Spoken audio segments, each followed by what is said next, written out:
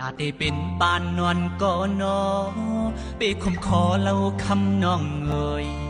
ดาได้เป็นลูกคอยป่อแม่นางแค่นน้ำเจอกามปันปีวันมามเธอเลือกเป็นไว้เมียวกุนจันทานเต็มกุยเลปีคำเวตัง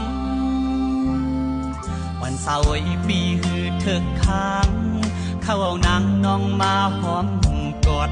นุ่งขาวเสือเก็มปอดห่างเล่าก็มออยู่เมาปีสังเสาสุ่มต้องกุยน้องว่าหน่วยคือเหมือนสักทีคำคือเอาเงินคำตำวางแบ่งปันเลย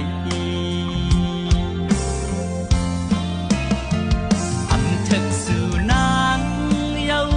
คำน้องเล่าสายหือเล็ดทองมาหยาน้ำนายโม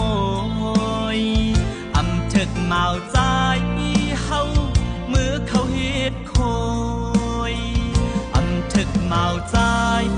เย้าคำน้องเล่าโยเหมือนน้ำแข็งก่อนยำ